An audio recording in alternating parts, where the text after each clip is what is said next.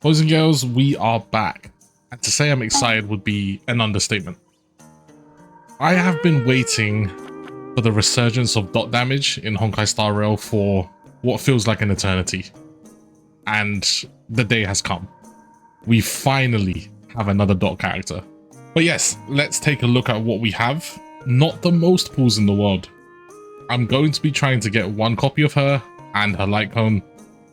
I'm gonna pray that this is enough because I really don't want to have to spend anything, but we must get her at any cost.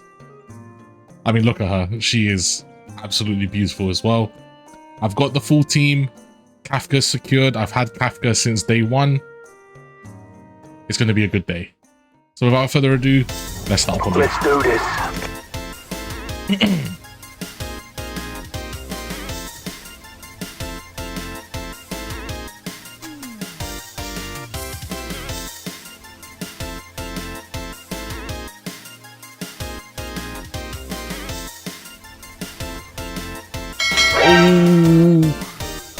Maybe the Honkai Star Rail luck prevails once again. If we win this 50-50, the Lightcone is basically secured. Come on.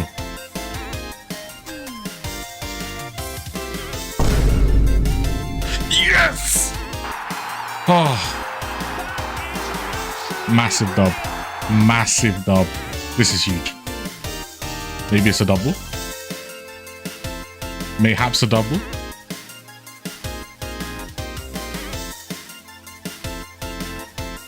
Nope, no double, but I'm taking it. I am taking it. Oh, okay, let's get the Lightcone and then we can maybe think about Eidolons.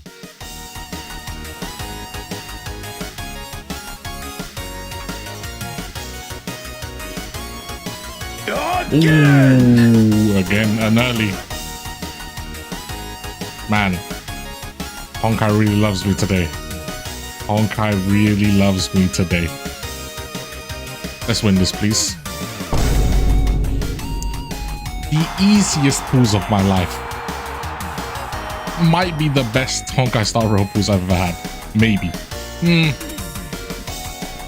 Actually, Castoris is probably still better, but I cannot complain. This is fantastic.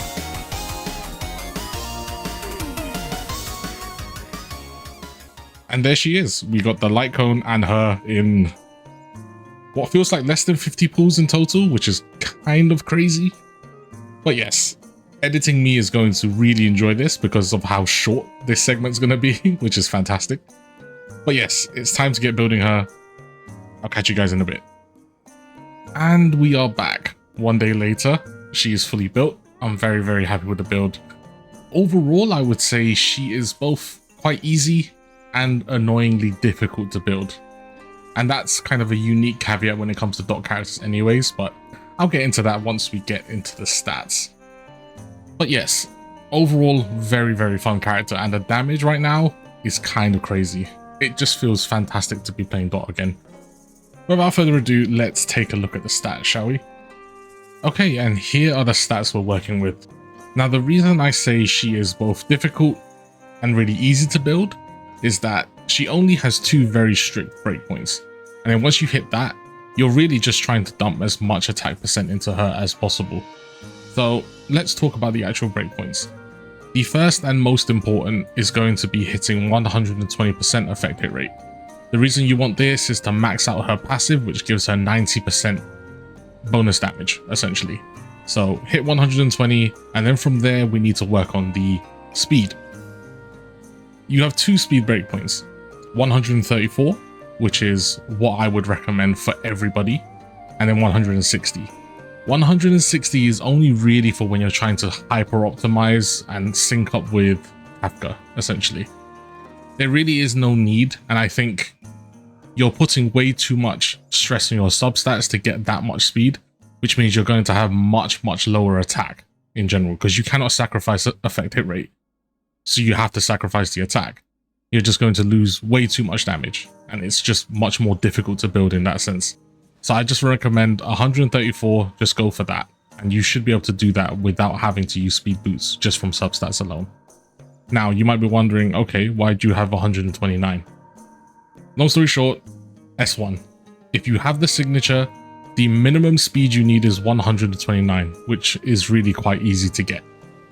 The reason you need 129 and not 123, which you might think, you know, 10%, that will bring you up to 134 in combat, etc., is that you only get the 10% from the Lightcone when you attack.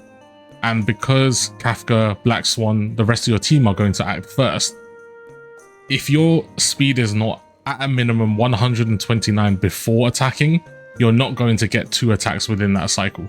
So TLDR, just make sure you get 129 if you do have the Lightcone. You can go for more as well, it's not a problem, just 129 is the bare minimum. And then from there, as much attack as you can. I'd say anywhere from 3,200 to 3,600, you're really good to go. Anything more is just extra cream on top. Okay, let's quickly talk about the skills. So for the major traces, you want to pick them all up. The minor ones are also really, really strong. So she gets effect hit rate, she gets attack percent, and also a ton of speed. So you're going to want to pick this up. In terms of skill priority, the ultimate is the main one. Her entire kit revolves around it. This is where the majority of her damage is going to be coming from. So you want to max this out. From there, you can just equally invest into the skill and the talent. I've obviously maxed everything out, but yeah, that's up to you. Okay, let's talk about her relic set options. Now this is really simple.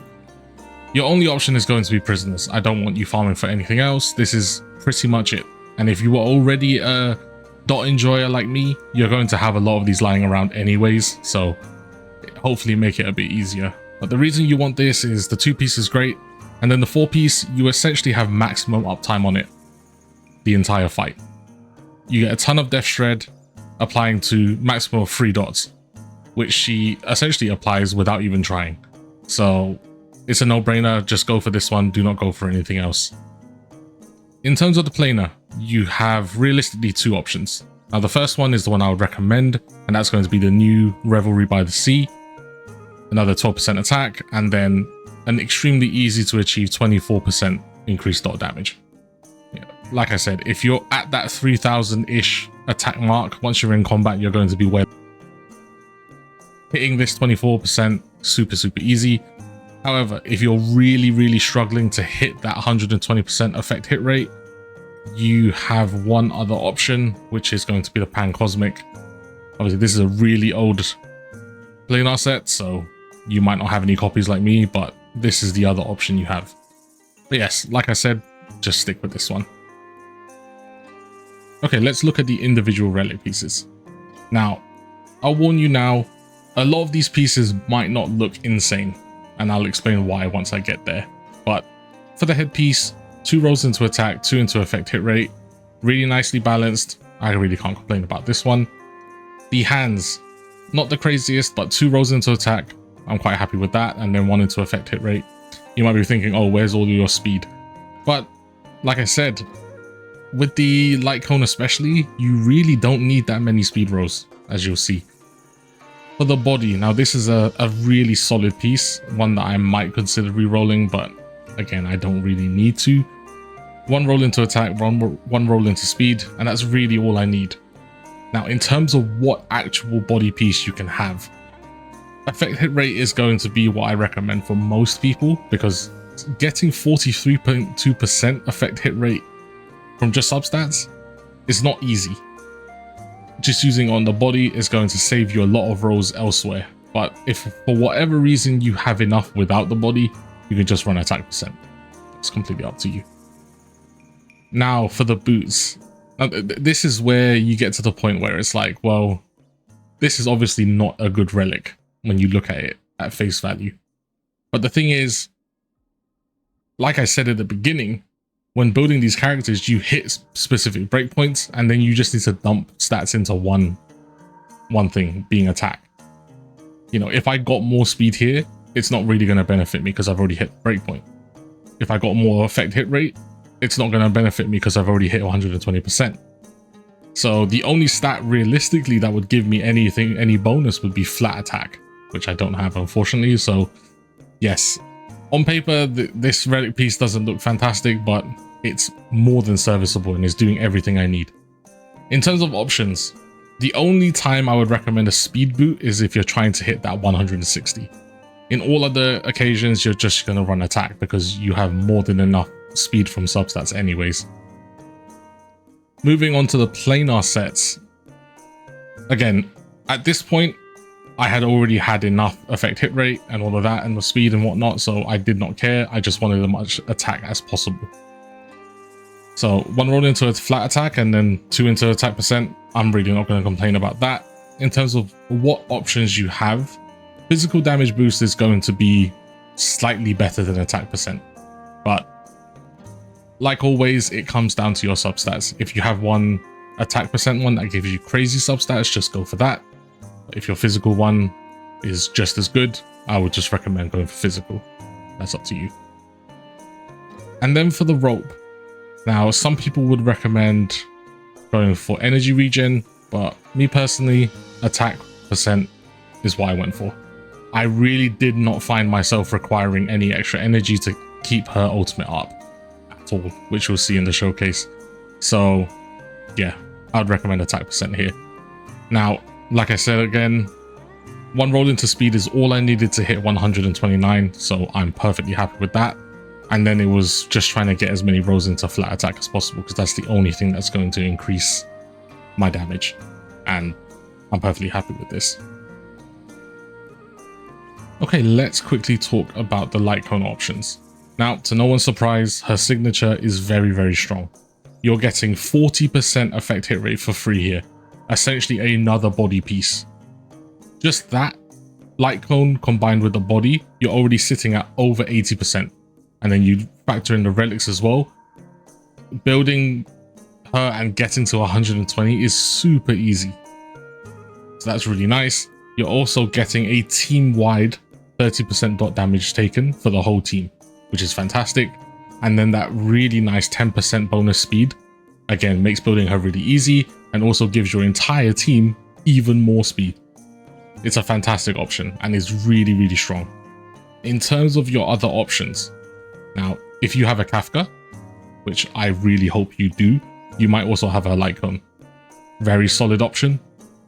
The Black Swan one, again, is also a very solid option, but if you have Black Swan, you're probably going to want Black Swan to have that, so that's up to you.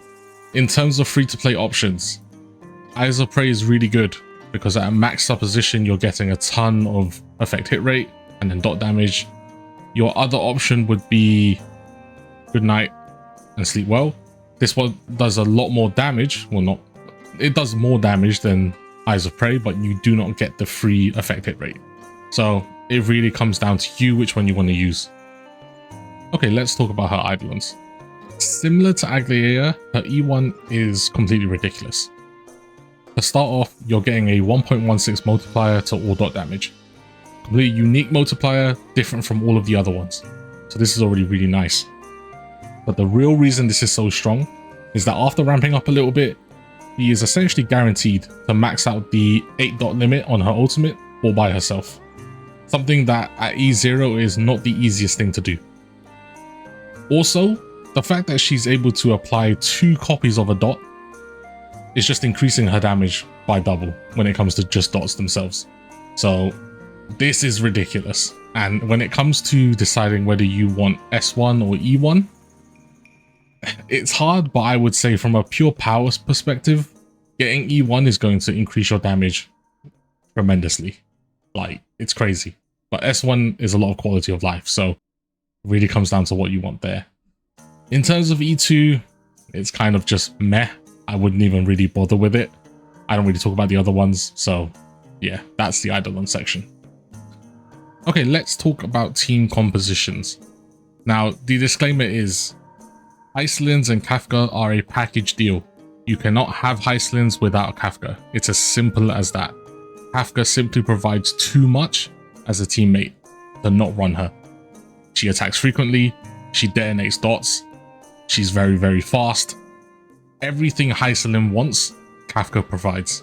If you do not have Kafka, I really don't know if I would even recommend picking up Hysilens. It's that bad. But yes, now that we've established that Kafka and Hysilens go together, what teammates can she run? The one that I think most people will end up running is the triple DoT team. So you're running Hysilens, Kafka, Black Swan. They all synergize really, really well. And then you're just running a sustain unit, basically. Plot is great. You can use Gallagher. It's completely up to you. You can even use like Adventuring and stuff like that as well. Now, an alternative to Black Swan would be Jiao Cho. I do not own Jiao Cho, but he also works. Just any other DoT unit, basically. It's up to you. Run with what you have. The other option you have is actually running a traditional support instead of a third DoT damage dealer. Someone like Robin is really, really strong. The action advance and all of that stuff work really well together with the DoT damage. Your other options would be something like Cypher. You can still run Runmei, if I'm being honest, and Tribby and Silver will still work tremendously. Really, really flexible on that third slot, but it's the first two that are not interchangeable. Kafka has to be there. It's as simple as that. And that, boys and girls, pretty much wraps up Hysilens. She's a very, very fun character. And after waiting what feels like an eternity, like what, 1.5 years since DoT was like relevant, it feels fantastic to see those destinations happen again. I'm a very, very happy boy. And I think a lot of other people out there, all the DoT enjoyers, are really rejoicing right now. In terms of if she's worth it and if she's strong. She is undoubtedly a very, very strong character and has brought DoT back to the forefront. But one thing you have to realize is that right now, all of the endgame content and all of the content is tailored towards DoT. So her damage and all of her power is artificially inflated. But even without it, I think she's still very, very strong. Now, her dependence on Kafka is something that I cannot ignore. If you're a new player or a player who doesn't have Kafka, if you're not willing to also get Kafka for Hysilens, I would not recommend picking her up. You can pray that maybe later on they replace Kafka with another character or release someone that can do what Kafka does. But the fact that she got buffed recently, it feels like Hoyle want them to be paired together. So, like I said, if you're not willing to pick up both of them, or you don't have both of them, I don't know if I would recommend picking up Hysilens herself. But yes, that's just my opinion. You do what you want to do. I'm going to have a couple showcases after this, so stick around if you want to see that. If not, I hope you enjoyed. Feel free to like, subscribe, and I'll catch you in the next one. Peace.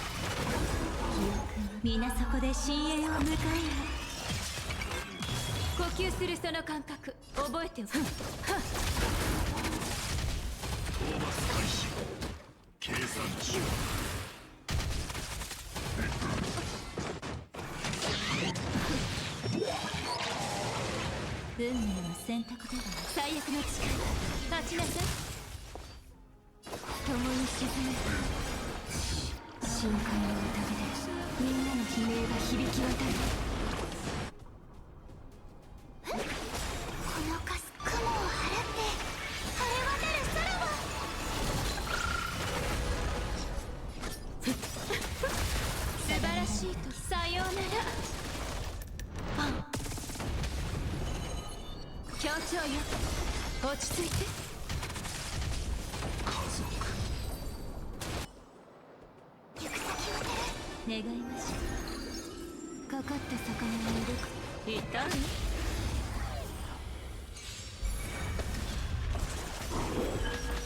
自分を見失ったのですね。体バックしましょう。運命の導きに感謝。想像しこのかすかな雲を払って晴れ渡る空を。暖流のようだ。落ち着いて。素晴らしい。さようなら。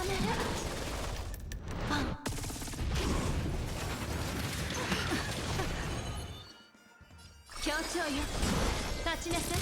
バンカーを捧げよう。共に沈め。落ち着いて。虹が満ちる。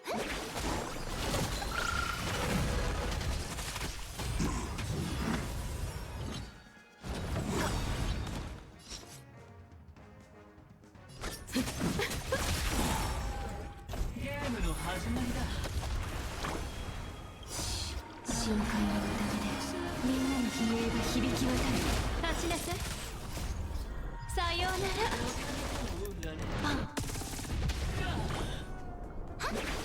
落ち着いて。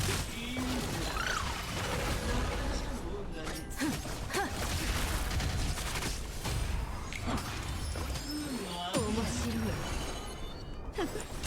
立ちなさい。酔いしれるまで。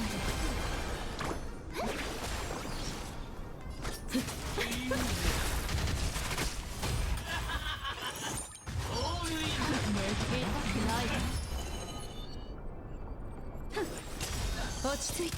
記憶皆そこで深淵を迎える。素晴らしい時。さようなら。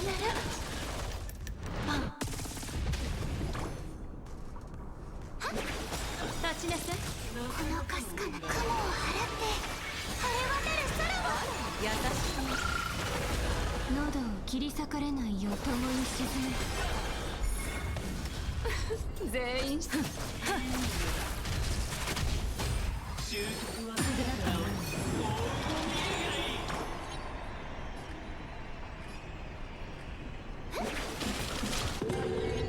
落ち着いて。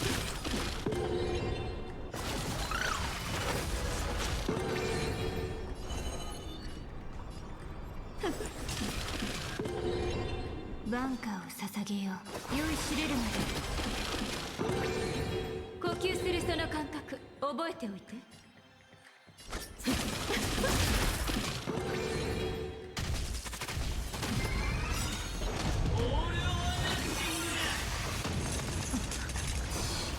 深海の宴でみんなの悲鳴が響き渡る。立ちなさい。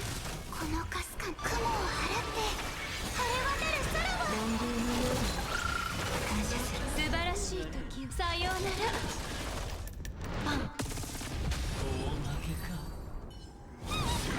願いましょう。かかった魚がいる。痛い？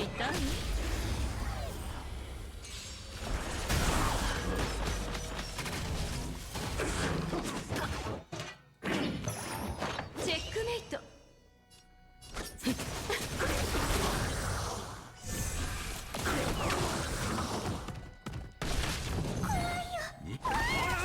落ち着いて。運命は選択で。最悪の力。立ちなさい。素晴らしいと。さようなら。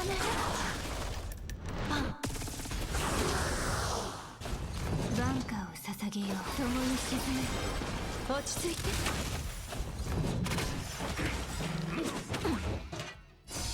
深海の宴でみんなの悲鳴が響き渡る。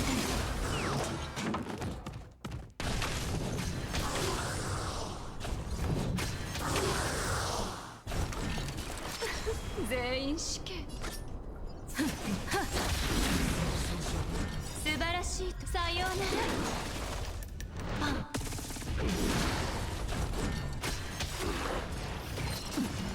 記憶皆そこで深淵を迎える。立ちなさい。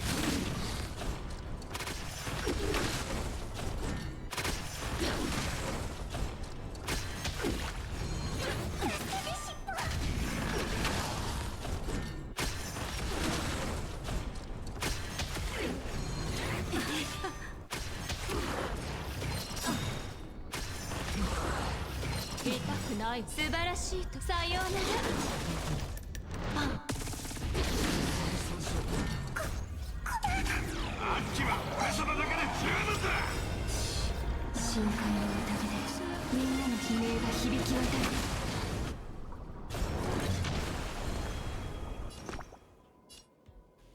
みんなを守って。あら優しいのね協調よ落ち着いて酔いしれるまで立ちなさいさようならパン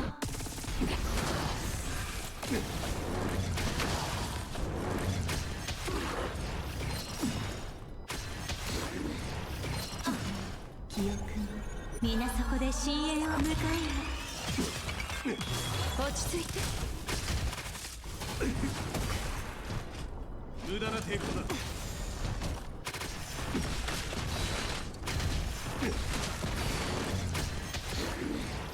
痛くないわ深海の宴でみんなの悲鳴が響き渡る立ちなさい素晴らしいさようならパン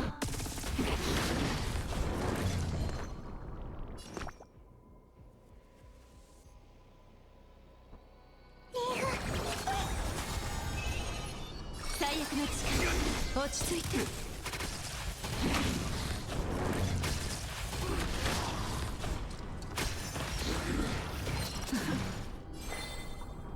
や